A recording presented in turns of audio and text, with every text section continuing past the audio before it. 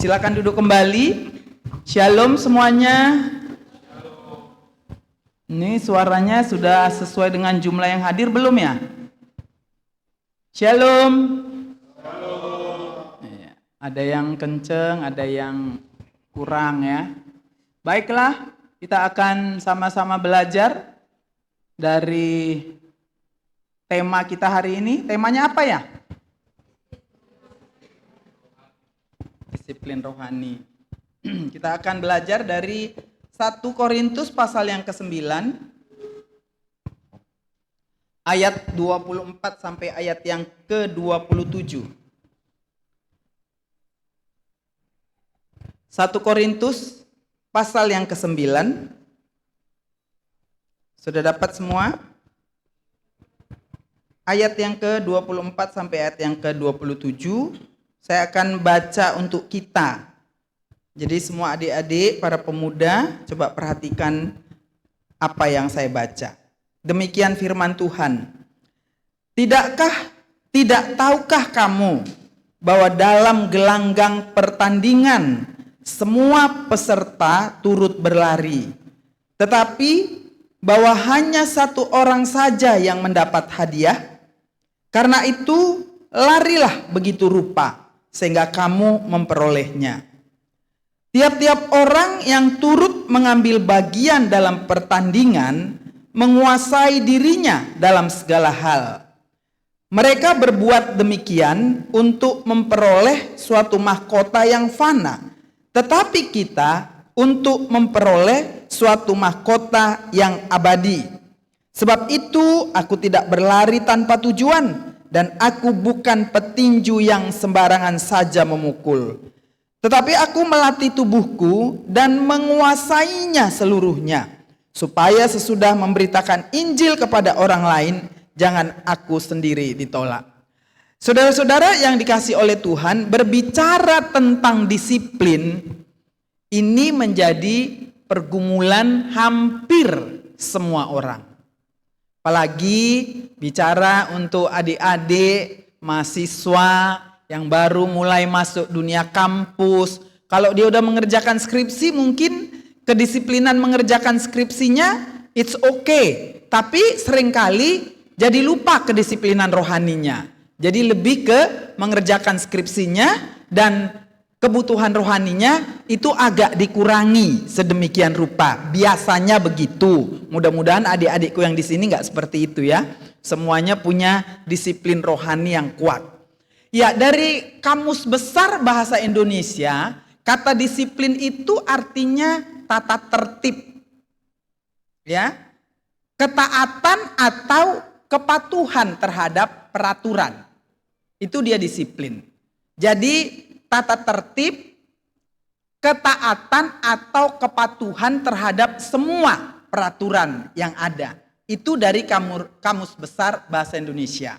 Nah, kalau disiplin itu sendiri berasal dari bahasa Latin. Bahasa Latinnya itu discere. Artinya apa itu discere? Belajar. Itu arti yang sebenarnya.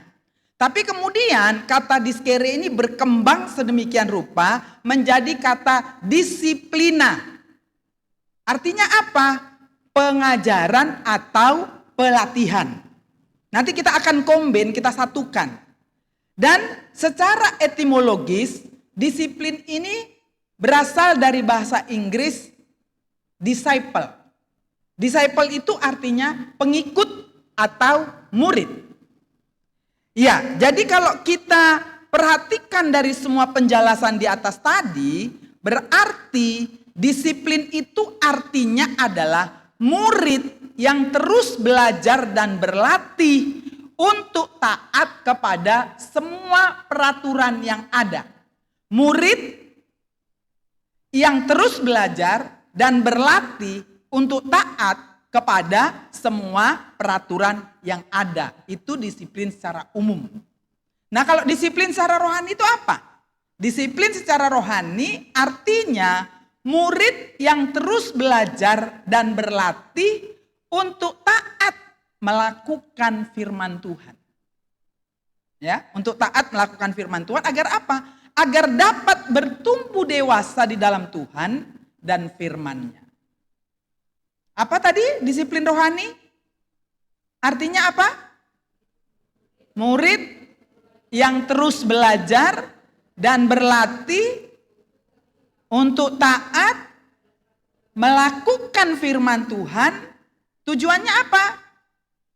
Supaya dapat bertumbuh dewasa di dalam Tuhan.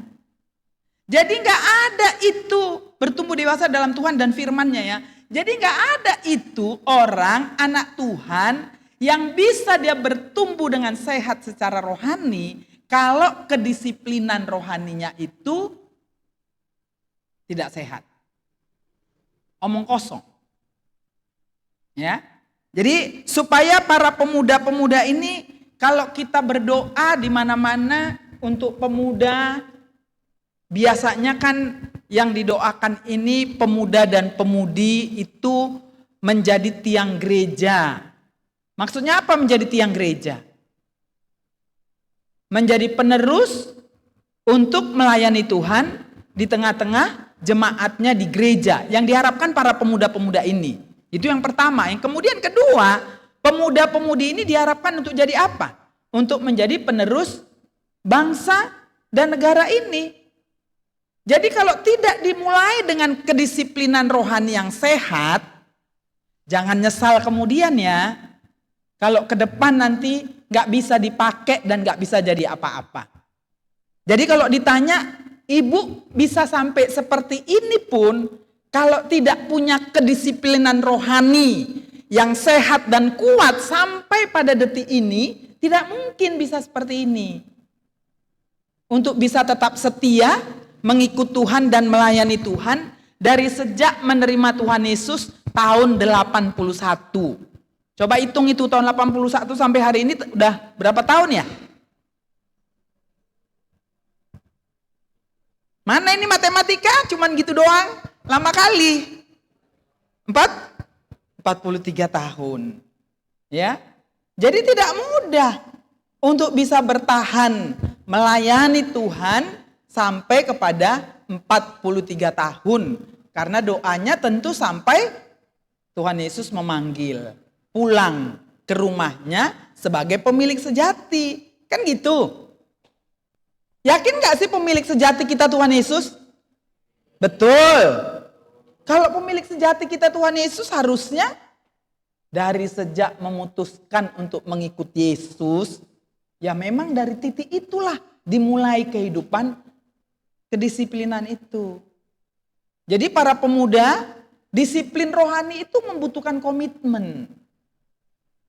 Dan komitmen itu harus dipelihara sehingga dia bisa konsisten. Tidak ada orang yang tidak konsisten di dalam komitmennya mengikut Tuhan bisa maju, bertumbuh di dalam Tuhan. Nanti kita lihat bertumbuh itu seperti apa, bagaimana, nanti kita lihat. Tapi di awal ini supaya kita tahu bahwa orang yang disiplin rohani atau untuk mencapai kedisiplinan rohani itu membutuhkan komitmen yang kuat. Gak bisa setengah-setengah hati. Kalau ibadah aja tunggu di chat baru ibadah. Tunggu dikasih tahu baru ibadah. Tunggu diingatkan baru saat teduh. Gak ada itu. Kalau dia sudah punya komitmen yang kuat di dalam hidupnya, memutuskan untuk mengikut Tuhan sebagai pemilik hidupnya. Sebagai pribadi yang sudah menyelamatkan kita dari dosa dan dari hukuman karena dosa. Jadi jangan muter-muter. Sebentar mau, sebentar enggak, sebentar mau, sebentar enggak. Yang rugi kita sendiri nanti. Ya, jangan pernah main-main kalau kita sudah memutuskan mengikut Tuhan, butuh komitmen yang kuat untuk bisa mencapai tujuan yang diharapkan. Punya tujuan enggak setelah jadi anak Tuhan? Tujuannya apa? Kalau singers tadi siapa nama adikku yang di belakang putih bunga-bunga? Apa tujuannya?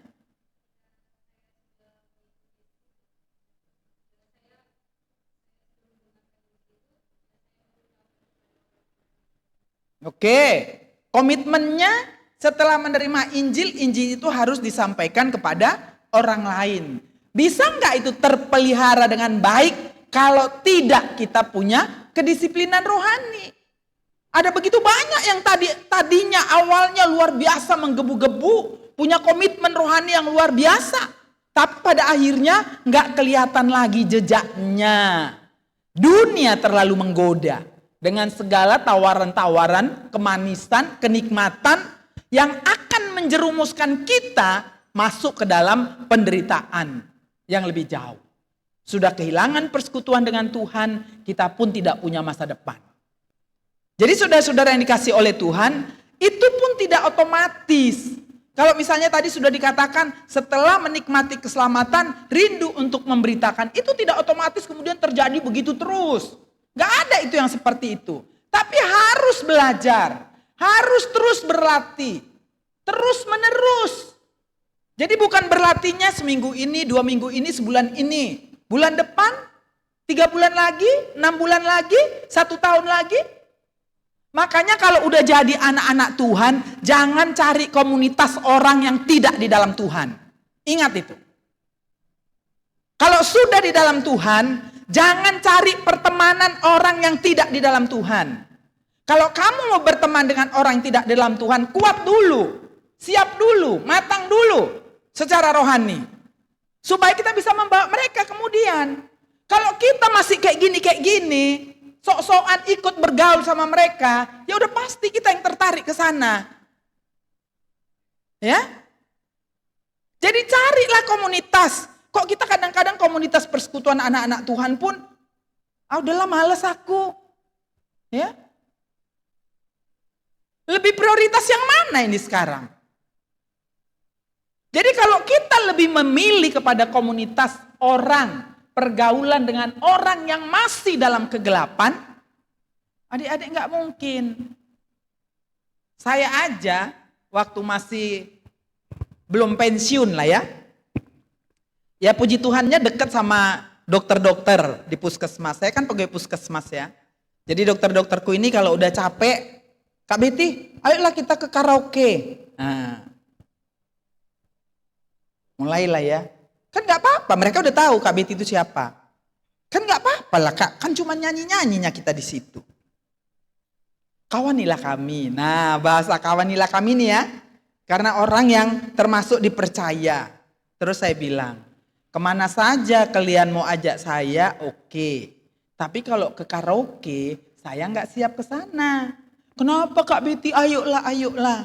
Kak Betty bilang begini, kalau saya kemudian keluar dari karaoke, lewatlah misalnya adik-adik mahasiswa, orang-orang kampus yang pernah mengundang saya berkhotbah di kampusnya, kira-kira apalah kesan mereka kepada saya? Ibu Betty aja masih ke karaoke. Kan nyanyinya kan pastilah lagu-lagu dunia. Capek kali kuping kita sama pikiran kita. Berapa jam itu nanti 2 jam terus menerus ini lagu dunia yang diputarkan. Rugi gak sih? Bagi saya rugi. Ya. Jadi harus kuat komitmennya. Jadi kalau belum bisa, jangan bergaul, jangan dekat-dekat. Di Efesus dikatakan, jangan berkawan dengan mereka. Itu kata Paulus di kitab Efesus. Jangan dulu, bukan ditinggalkan, jangan dulu. Karena nanti adik-adik terseret gitu. Tapi kalau udah memutuskan ikut Yesus ya, kalau belum, ya saya nggak bisa berani, saya nggak tahu siapa kita ini semua secara rohani, kita lah yang tahu, dan mungkin kakak-kakak pembimbing yang tahu.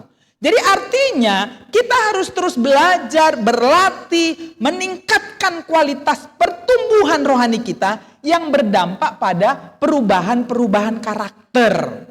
Perubahan karakter itu apa? Perubahan-perubahan cara pandang, perubahan-perubahan pola perilaku, perubahan-perubahan pola berbicara, perubahan-perubahan sikap. Kalau orang dibilang bertumbuh secara rohani, tapi nggak ada perubahannya, 0. Kalau udah bilang ikut Tuhan, tapi nggak ada perubahannya, 0. Hidupnya penuh dengan kebohongan, hidupnya penuh dengan kemunafikan, hidupnya penuh dengan alasan-alasan. Ada dampak dari orang yang disiplin secara rohani. Gak ada itu orang yang secara rohani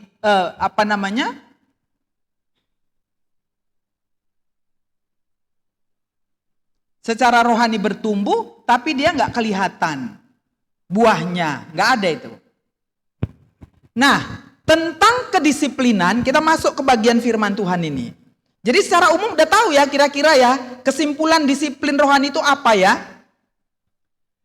Tentang kedisiplinan, Paulus memberikan contoh sesuatu yang tidak asing lagi bagi jemaat Korintus. Apa itu? Karena memang di Korintus itu setiap 3 tahun sekali itu diadakan olimpiade olahraga.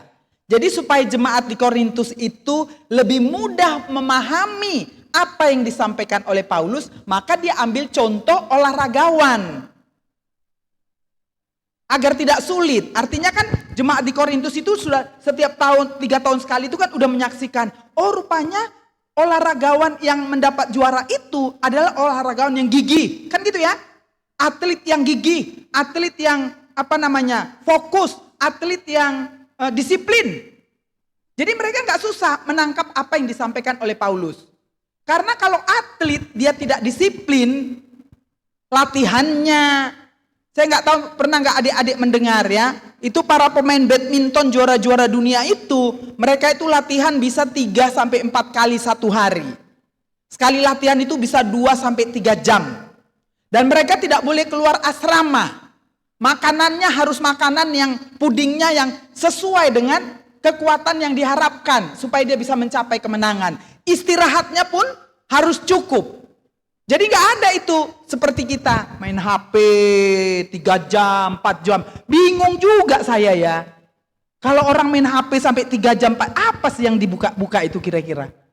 Coba saya tanya siapa yang main HP 3-4 jam, 2 jam? Siapa coba? Apa yang didapat dari situ? Bertobat ya. Kalau udah anak Tuhan, udah pelayan, masih kayak gitu juga kerjaannya. Saya dalam hal ini keras. Sorry. Bertobat. Jangan kita yang diperbudak sama HP-nya. Kalau HP-nya kan buka dong lagi, buka dong lagi, buka dong lagi. Itulah HP-nya ngomong. Kan harus kita yang menguasainya, mengendalikannya. No, kamu diam di sini. Kan harus gitu. Kalau saya seperti itu, adik-adik, saya sekarang menambah kedisiplinan rohani saya. Apa itu? Setiap hari saya harus membaca selesai 5 pasal. Setiap hari. Ya. Jadi sekarang saya sudah di kitab Kisah Para Rasul sudah selesai. Ini mau masuk. Habis Kisah Para Rasul apa? Roma. Ya. 16 bab. Kalau 5 pasal 1 hari, berarti 3 hari selesai. Ya, baru nanti ke sana. Harus terus. Jadi kalau kita nggak punya komitmen yang kuat, adik-adik nggak akan mungkin. Bagaimana seorang atlet dapat memenangkan pertandingan? Dibutuhkan kedisiplinan yang tinggi untuk berlatih. Seperti yang saya udah katakan tadi, 2-3 kali satu hari, 3-4 kali satu hari, dan itu sekitar 2-3 jam. Itu jam latihannya. Dan mereka diasramakan. Harus fokus latihan. Gak ada yang boleh keluar dari situ. Tapi makannya semua dijamin tentunya. Supaya mereka bisa, ketika mereka nanti bertanding, kalau kita dengar misalnya Indonesia juara All England, Indonesia juara Asia, juara Indonesia, itu karena kedisiplinan tadi. Kalau enggak mungkin mereka bisa mencapai itu. Nah, adik-adik yang dikasih Tuhan, begitu juga dalam kehidupan rohani. Untuk maju dan bertumbuh dewasa, ada beberapa hal yang penting untuk dilakukan. Apa itu yang pertama?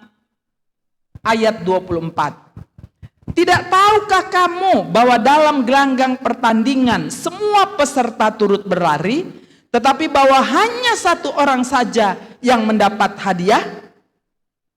Karena itu, larilah begitu rupa. Sehingga kamu, karena itu larilah begitu rupa. Apa maksudnya? Yang pertama yang harus kita punyai, usaha optimal untuk disiplin. Ya, usaha yang optimal. Tadi kan dikatakan, begitu juga dalam kehidupan rohani. Untuk maju dan bertumbuh dewasa ada beberapa hal yang penting. Yang pertama itu apa? Usaha optimal. Kalau optimal itu apa? Enggak setengah hati, enggak 75%, enggak 25%. Usaha optimal semaksimal mungkin. Larilah begitu rupa. Atlet ini yang mau dapat juara ini, yang mau memenangkan pertandingan ini, dia harus lari semaksimal mungkin. Dan dia nggak boleh lihat kanan kiri toh. Pelari boleh nggak lihat kanan kiri? Dia harus lurus ke depan. Dia nggak perlu tahu apa yang terjadi di samping kanan kirinya. Nggak mungkin, nggak perlu. Kalau dia sampai meleng, ya udah pasti dia jatuh. Kalau jatuh menang nggak? Nggak mungkin. Tapi dia lihat bendera di depan, lurus, fokus. Setelah dia latih, disiplinnya luar biasa latihan larinya, dia lihat ke depan pada waktu pertandingan itu. Di mana bendera terakhir untuk dia sampai kepada garis finish. Nah, jadi adik-adik yang dikasih oleh Tuhan, supaya dia menang, kalau enggak dia enggak menang. Jadi butuh latihan yang serius, yang fokus, sehat fisik, sehat mental. Itu yang harus dimiliki oleh atlet. Upaya apa yang sudah dilakukan untuk meningkatkan kualitas kehidupan rohani kita? Upaya apa yang sudah dilakukan? Yang pertama tentu apa? Saat teduh. Ini kalau saat teduh ini kadang-kadang apa ya? Apa namanya ya? Masih ada kompromi-kompromi. Apa sih rupanya saat teduh itu apa? Pengertiannya apa dulu? Apa itu saat teduh itu?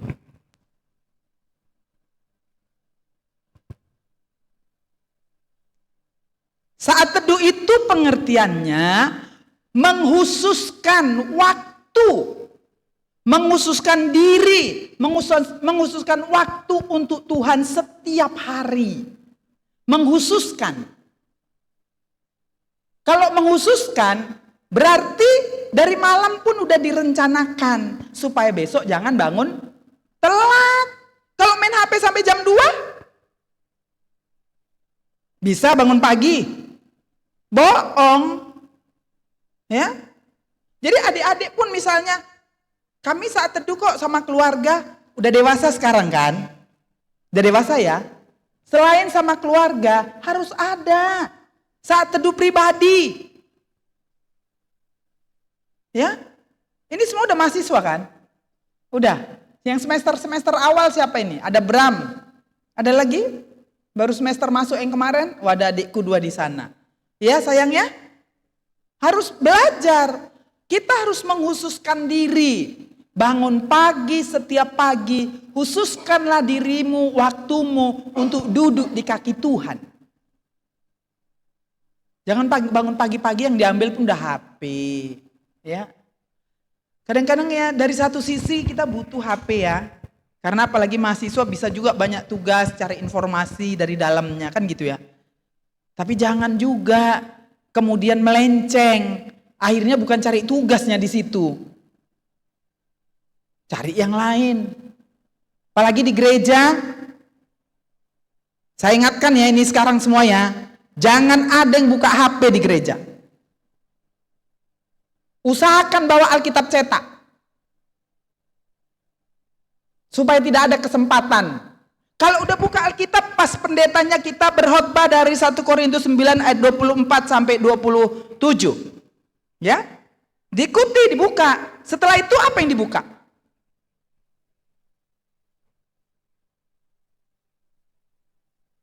Adik-adik, kedagingan kita ini harus kita lawan. Apalagi kita datang dari orang berdosa. Yesus sudah mati untuk dosa kita itu, jangan lupa. Kita loh yang berdosa. Kita yang jahat, kita yang memberontak, kita yang suka melawan. Kan harusnya kita yang disalibkan. Kan harusnya kita yang dihukum. Tapi kenapa Yesus justru yang dihukum di sana? Karena sayangnya Yesus sama saya dan sama adik-adik semua. Menurut Tuhan Yesus kita nggak akan sanggup menanggung hukuman karena dosa itu. Makanya Yesus mengambil alih. Nah, ketika kita percaya kepada Dia yang mati di atas kayu salib itu, maka kita dibebaskan dari dosa. Dan dibebaskanlah kita dari hukuman karena dosa itu. Jadi tidak gampang adik-adik memindahkan kita, orang berdosa ini, dari neraka ke sorga itu gak gampang. Yesus harus dikorbankan di sana. Lalu kita tutup mata dengan itu. Masih main-main juga dengan dosa. Jadi saat teduh menghususkan waktu untuk Tuhan setiap hari. Apa itu isinya kalau saat teduh? Memuji Tuhan lah, ya kan? Di awal, kemudian berdoa, membaca firman Tuhan, renungkanlah. Baru mau adik-adik mau bernyanyi lagi, it's okay. Tapi kalau adik-adik udah langsung tutup dalam doa pun gak apa-apa. Boleh minta satu orang bacakan untuk kita Mazmur 119 ayat 147 sampai 148. Yang satu lagi nanti buka Markus 1 ayat 35. Yang satu lagi Mazmur 5 ayat 4. Coba ada 3 orang langsung ya. Mazmur 119 ayat 147 sampai 148 MC. Terus kakak pemain musik Markus 1 ayat 35. Terus adik yang singers tadi Mazmur 5 ayat 4. Ayo coba dibaca masing-masing. Dari mulai 119 Mazmur.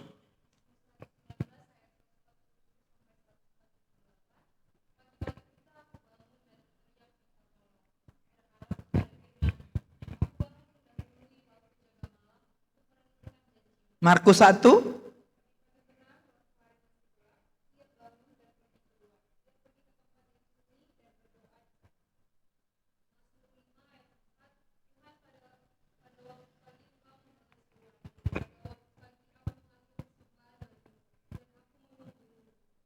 Dari 3 yang dibaca itu, ada nggak malam di situ? Nggak ada ya. Cuman Yesaya sekali dia bilang, dengan segenap hatiku aku merindukan hadiratmu di waktu malam dan di waktu pagi. Tapi hampir, ini Tuhan Yesus sendiri loh Markus 1 ayat 35, pagi-pagi benar. Katanya ya, ini tadi katanya pagi-pagi buta. Jadi kalau pagi-pagi buta dalam Mazmur 119 itu, kira-kira jam 4:30 ini. Pagi-pagi butanya. Ya. Apa katanya? Aku bangun dan berteriak minta tolong. Aku berharap kepada firman-Mu. Kalau dia berharap kepada firman Tuhan, berarti kan dia sedang baca firman Tuhan gitu toh. Ya. Kemudian aku bangun mendahului waktu jaga malam. Waktu jaga malam itu biasanya jam berapa itu kentong-kentong itu? Biasanya jam 1 orang itu udah jalan kan. Ini katanya mendahului. Berarti lebih duluan dia. Cobalah bayangkan. Kemudian dari Mazmur 5 tadi, Daud bilang apa? Setiap pagi dia sudah mengatur persembahannya kepada Tuhan. Setiap pagi.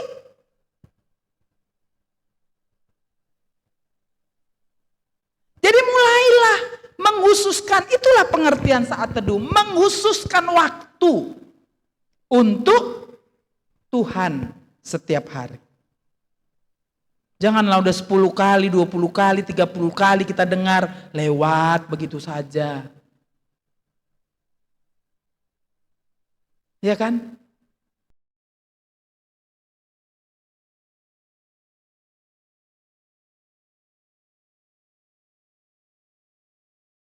Terus saya bilang, kalian harus sama seperti Daud, sama seperti Tuhan Yesus pagi-pagi. Enggak kan?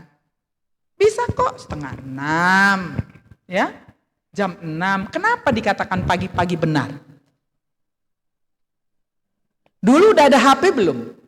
Belum ada HP aja dibilang pagi-pagi benar. Apalagi udah ada HP. Jam 4 pun udah kring-krung. Ya enggak sih? Maksudnya kalau pagi-pagi benar itu teduh. teduh lah, namanya saat teduh.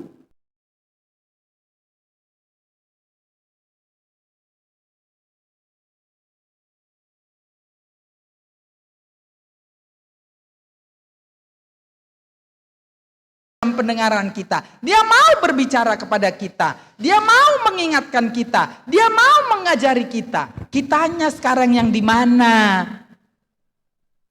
Udahlah Tuhan, biar aja lah kau duduk di situ aja lah sendiri. Aku masih asik ini Tuhan.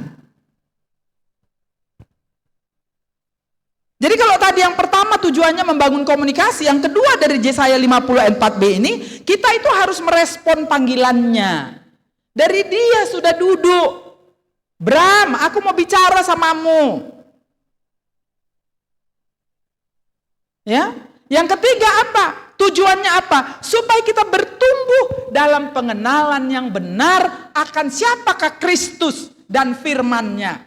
Ada yang hafal 2 Petrus 3 ayat 18? Ini kakak-kakak pembimbing ini, pemimpin kelompok kecil, nggak ingat. Bertumbuhlah dalam kasih karunia dan dalam pengenalan yang benar akan Kristus Yesus. Nah, ini kakak-kakaknya ini pun harus diapa ini? Harus banyak menghafal. Bertumbuhlah dalam kasih karunia dan pengenalan yang benar akan Kristus Tuhan. Jadi supaya kita bertumbuh, itu tujuannya. Gak ada orang bertumbuh. Coba lah, Fani, kau langsung kuliah atau dari mulai SD? Hah? SD.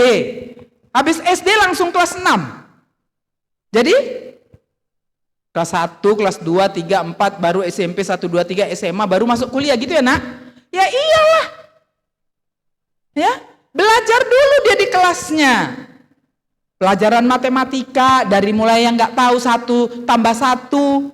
Akhirnya sekarang matematikanya nggak tahu udah sampai di mana. Bertumbuh terus melalui proses belajar tadi. Jadi kalau kita nggak mengikuti itu, nggak mungkin kita bisa bertumbuh secara rohani anak-anakku. Ya, bertumbuhlah. Itu kata Petrus, kata Rasul Petrus. Karena itu pun yang dilakukannya. Kalau 1 Petrus 2 ayat 2 apa katanya? Ayo, ku kasih keluhnya. Air susu yang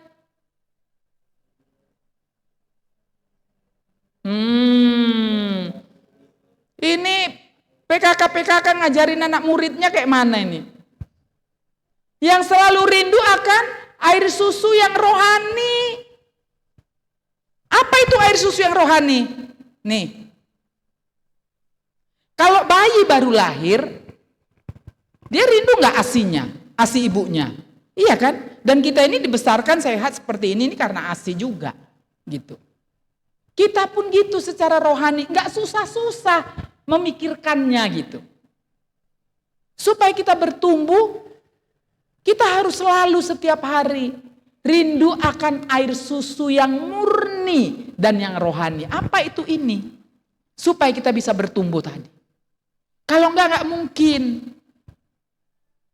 Yang selanjutnya tujuan saat teduh itu apa? Mengenal diri sendiri.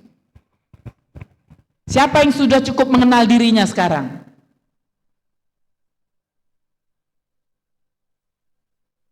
Nggak ada yang buka HP kan? Jangan pegang-pegang HP, saya nggak suka. Hormati Tuhan kalau ibadah. Ya. Siapa yang sudah cukup mengenal dirinya? Ini siapa yang Daniel tadi ya? Daniel udah cukup mengenal dirinya sendiri? Sudah? Wih, 4 kali dia. Sedikit-sedikit. Ya, jadi adik-adik gini ya, kalau kita saat teduh itu, ini ingat betul-betul, ada 3 yang harus kita dapatkan dari saat teduh itu. Yang pertama, dari saat teduh itu, kita harus dapatkan Alkitab sedang berbicara apa tentang Allah. Apakah dia di situ sedang berbicara Allah Maha Kudus? Apakah di situ Allah sedang berbicara Maha Hadir, Maha Ada, Maha Kuasa? Perhatikan bagian firman Tuhan yang dibaca. Yang kedua,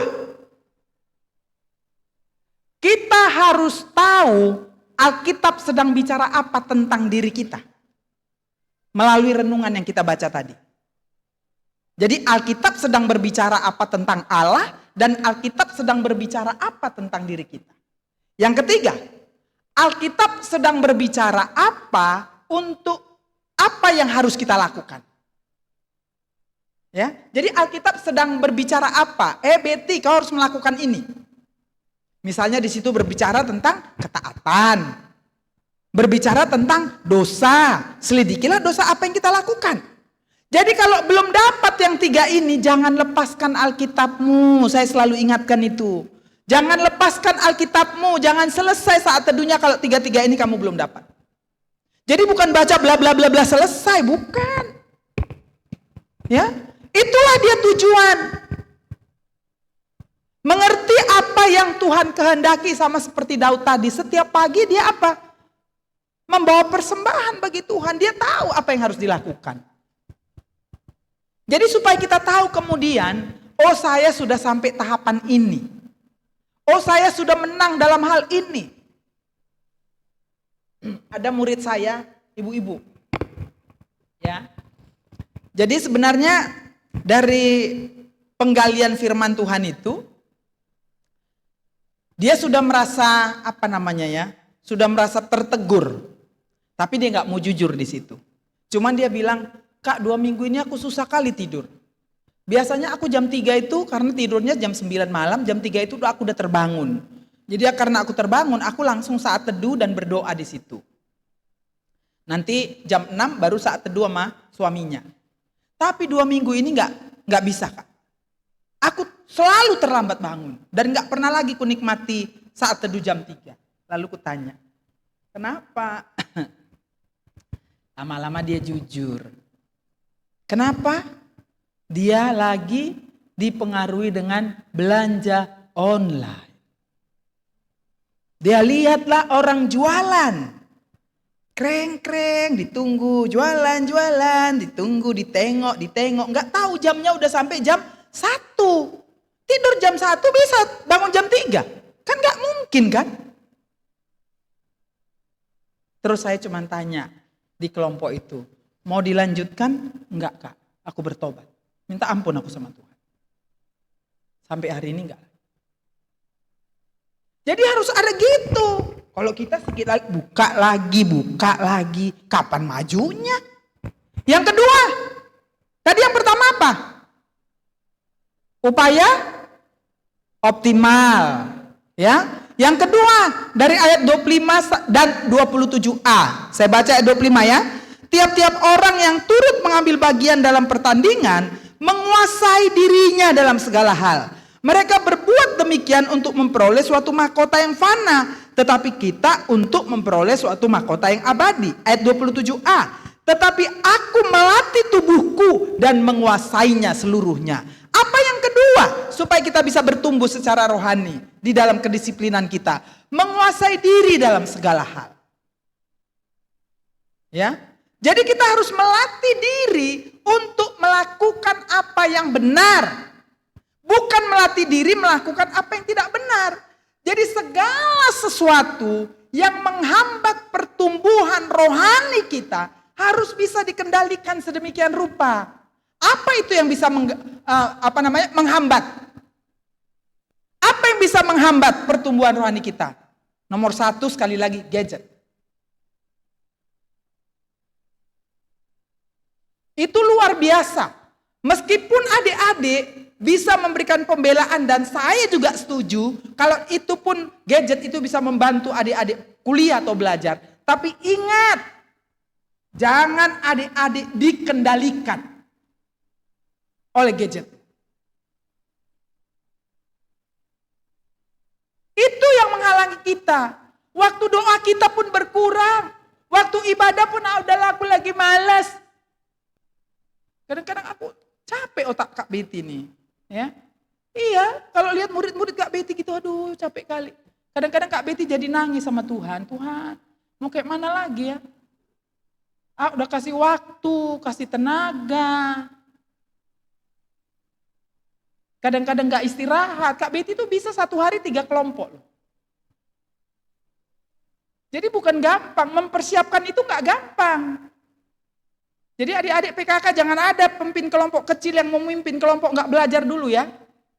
Bahannya ya. Harus belajar sungguh-sungguh. Saya sekelas ini pun harus belajar. Termasuk buku Masih Jaminan Keselamatan. Pasti saya mengulang lagi belajar. Jadi kadang-kadang sedih gitu. Kok susah kali ya gitu. Kok bandel kali, kok ngeyel kali. Saya justru takut saya kalau Tuhan menyentil. Adik-adik kalau Tuhan yang menyentil, gak bisa kita buat apa-apa. Jangan sampai ke sana. Takut kita kalau sampai Tuhan menyentil kecil aja, waduh.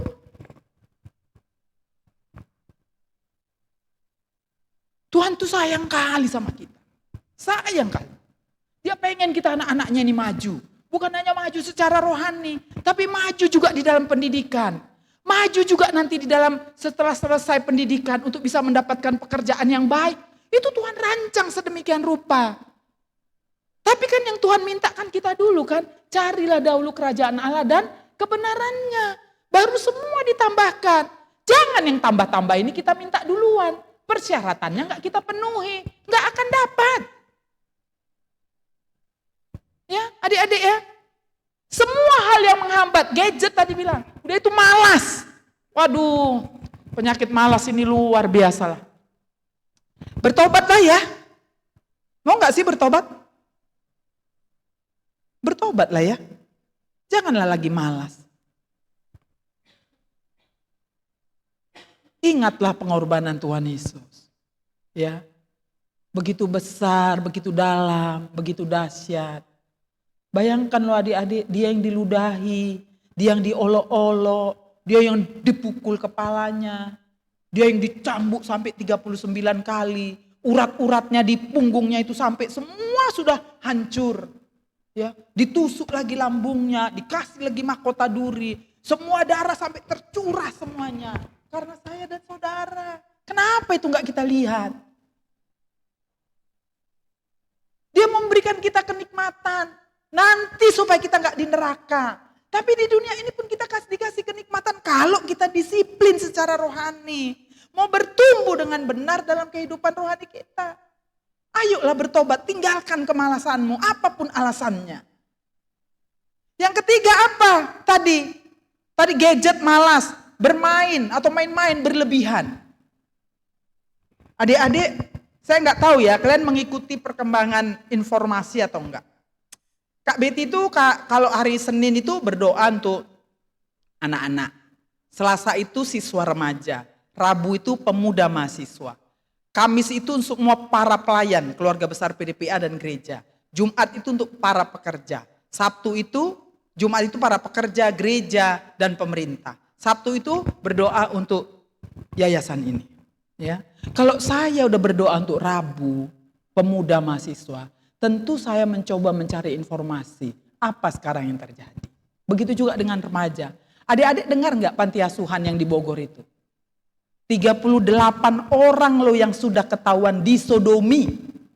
Ternyata menyusup ke dalam panti asuhan itu predator anak.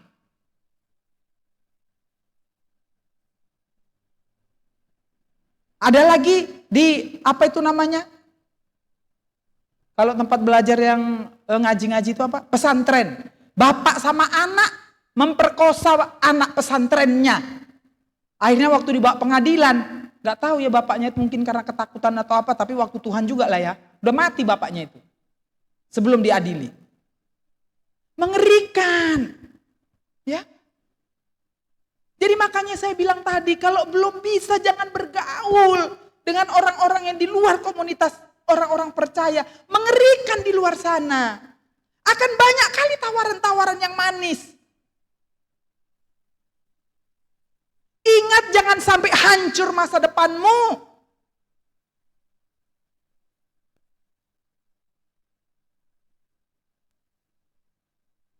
Sekarang ini, saya nggak tahu adik-adik juga gimana. Sekarang seringkali ke HP Kak Betty itu, masuk nomor yang nggak dikenal, langsung video call loh. Coba bayangkan.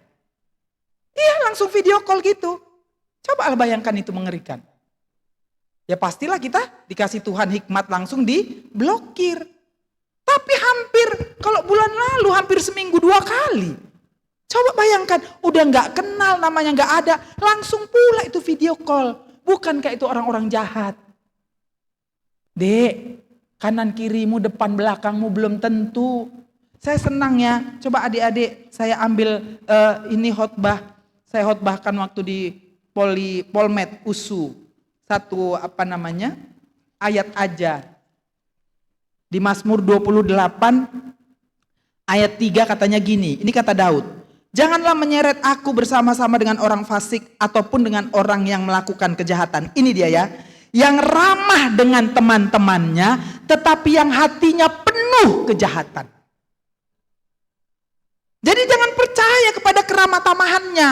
Hatinya penuh dengan kejahatan. Adik-adik gak tahu apa yang ada dalam hatinya. Jadi katakan tidak. Ya. Kalau tidak mau dipengaruhi, kita yang harus mengendalikan. Jangan kita dikendalikan oleh kedagingan kita ini, tapi kita yang harus mengendalikannya. Sebagai anak kita diberi kuasa enggak? Ya kan? Sebagai anak kita sudah diberi kuasa sama Tuhan untuk menyatakan no. Tidak. Dan kita pun dikasih kuasa. Kalau itu bukan datang dari Tuhan, kita bisa bilang dalam nama Yesus pergi. Pergi kau, dalam nama Yesus. Ada kuasa itu pada kita. Iblis itu pinter kali, luar biasa dia. Ditengoknya si Daniel ini. Si Daniel ini masih bisa nih ditengok-tengok. Masih bisa nih diguit-guit ini. Ayolah, kuncuk-kuncuk kita dulu yuk. Ya kan? Kuncul lah. Main biliar dulu, main catur. Mulailah diintip-intip. Ini mananya yang lemah ini. Mananya yang lemah ini. Namanya iblis, jangan main-main. Ya. Adik-adik belum peka dengan itu. 2 bulan belakangan ini hampir setiap hari pembunuhan. Gak ada takutnya lagi. Dibunuh masukkan koper, masukkan ke lemari pula lagi tuh. Dibunuh dibuang, dibunuh ini.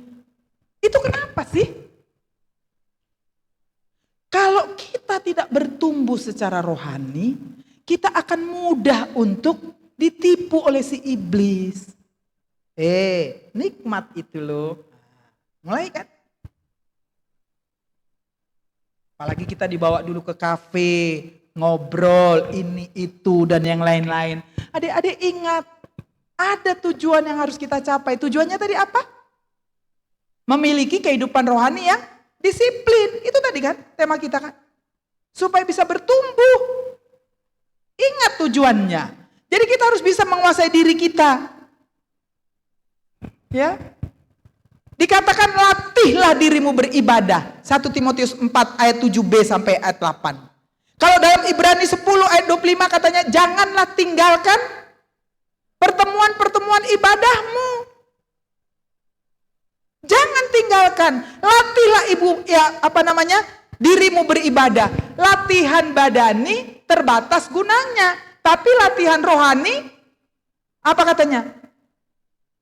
Ayo coba baca 1 Timotius pasal 4. Ini yang penting-penting pun adik-adikku ini udah bingung-bingung. Coba 1 Timotius 4 ayat 7b dan ayat 8.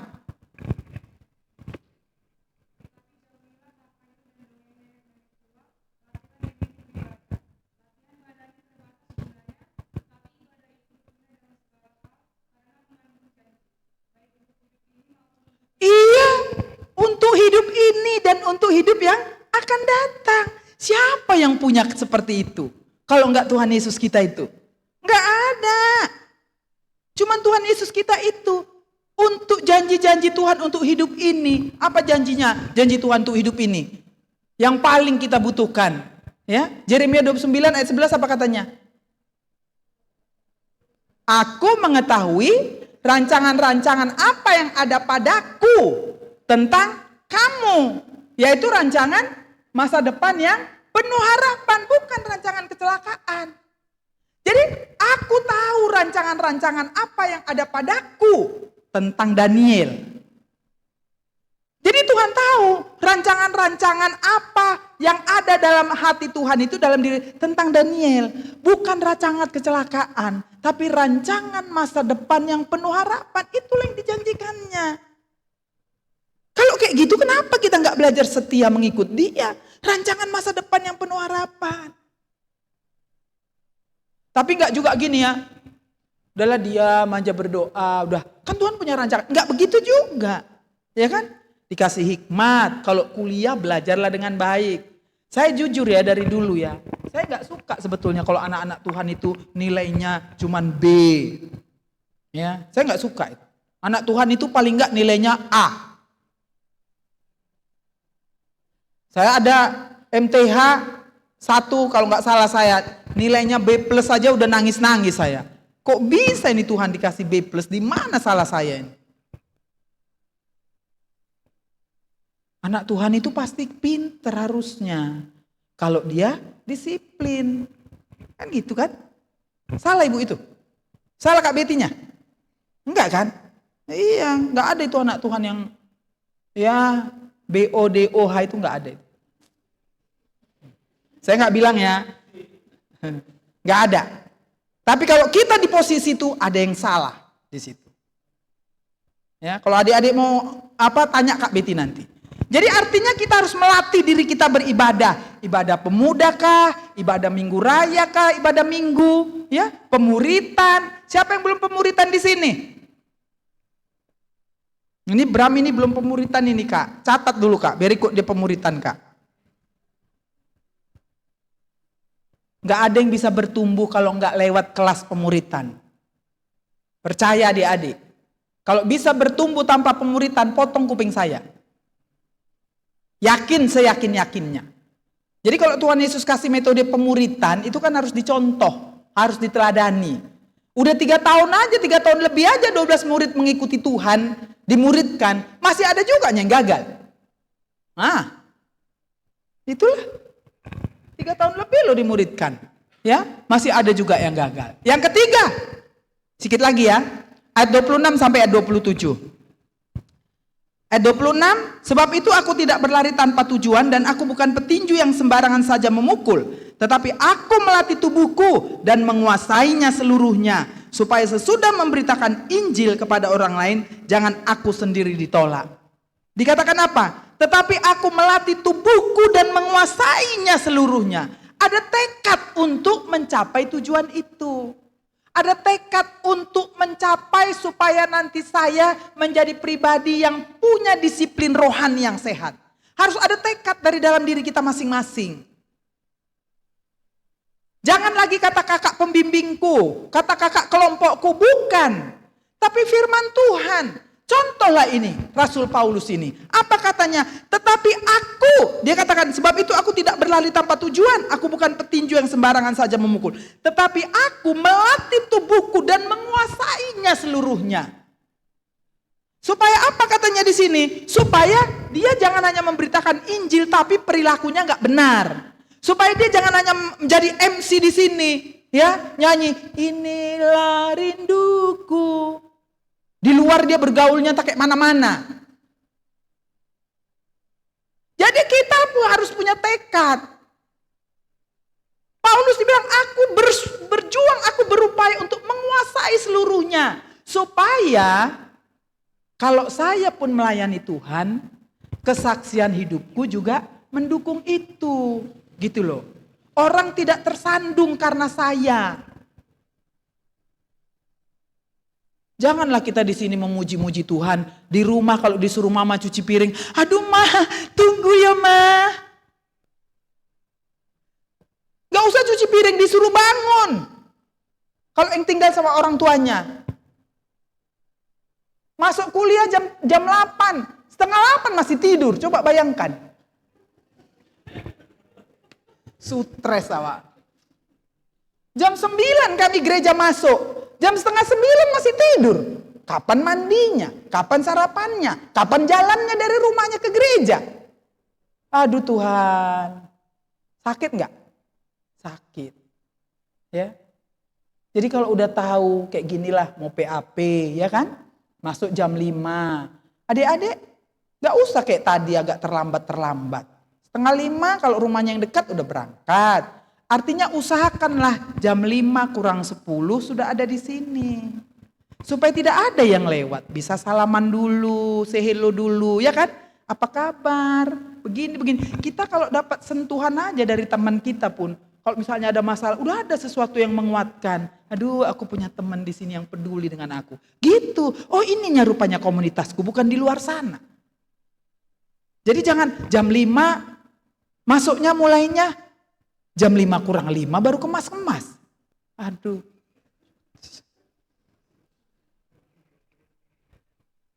Cocok enggak sih? Enggak cocok lah ya kan. Kalau jam 5 pokoknya terserah adik kayak mana ngaturnya lah. Yang penting kalau jam 5 mulai paling enggak yang enggak bertugas ya. Yang enggak bertugas ya, kita hadirannya duduk ya. Itu jam 5 kurang 10 lah paling lambat. Kalau yang pelayan ya janganlah pula. Apalagi mau latihan lagi. Waduh. Kalau penerima tamu sudah adalah di sana 4:30.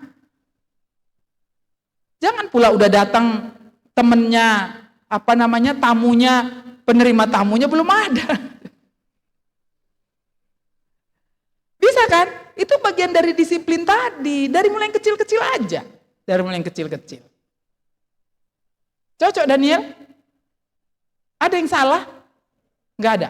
Cocok menurutmu? Cocok menurutmu yang kakak bilang ini? Benar menurutmu yang saya bilang ini? Benar. Ya, jadi artinya sebagai orang yang percaya harus ada target rohani yang akan kita capai. Ya, harus ada target rohani. Karena pertumbuhan rohani itu akan diikuti dengan perubahan-perubahan karakter yang nyata. Harus ada perubahan-perubahan karakter yang nyata. Sehingga perubahan-perubahan karakter itu akan memberkati orang. Kalau karakter-karakter kita itu nyata berubah, kalau orang kita ajak, ayo datang yuk persekutuan pemuda yuk. Ini sebetulnya kursi-kursi kosong ini tadi kakak sedih juga nya. Ya kan? Sabtu depan bawa lah masing-masing satu. Jangan lagi kalian yang gak datang. Satu bawa satu. Bisa Bram? Sabtu depan bawa satu orang ke sini? Bisa gak? Bisa ya? Jangan justru gak datang ya. Bawa satu lagi. Komunitasmu di sini, bukan di tempat lain. Jangan cari teman orang yang di luar Tuhan. Jangan cari teman orang yang di luar persekutuan orang benar. Di sini semua bisa menyelesaikan. Kalau kamu ada masalah dalam perkuliahan pun bisa ditolong kakak-kakakmu ini. Di sini luar biasa kekeluargaannya. Tanya aja kakak. Kak, aku ada masalah lah ini kak. Kayak mana kak? Pasti minta nomor HP-nya. Jangan cari nomor-nomor HP yang lain. Blokir semua yang nggak betul.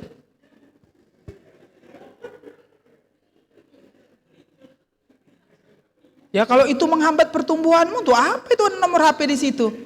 Betul nggak Niel? Iyalah. Kalau yang nggak benar kan gitu kayak kak bilang kan. Ya kalau benar nggak apa-apa. Tapi kalau udah nggak benar, udah banyak bengkok-bengkoknya, udah nggak jelas, masa kita mau? Katanya anak Tuhan. Katanya tadi seperti rusa yang haus, rindu aliran sungaimu, tapi hatinya udah entar di mana-mana. Karena gak bener gitu kan? Ya, jadi adik-adik yang dikasih oleh Tuhan harus kelihatan dari perubahan-perubahan karakter kita. Gak bisa kita bilang anak Tuhan, tapi kita gak bisa kelihatan dari karakternya. Jadi tekad itu harus terus dipelihara. Melalui saat teduh, yang dimana melalui saat teduh kita itu diingatkan terus-menerus. Melalui pemuritan kita bisa diingatkan, ditegur. Sehingga disiplin rohani yang kita bangun itu akan menghasilkan buah-buah iman yang bisa dibawa atau disaksikan oleh banyak orang. Dan kemudian melaluinya nama Tuhan akan dimuliakan. Jadi para pemuda yang dikasih Tuhan, ayo mulailah dengan disiplin rohani yang sehat. Ayo. Saling mengingatkan ya. Laki-laki, ayo mulai disiplin rohani yang sehat. Jawabannya apa? Duh, kok nggak ada jawabannya? Ajari dulu, tadi nggak diajari sama MC-nya. Laki-laki, ayo mulai hari ini disiplin rohani yang sehat.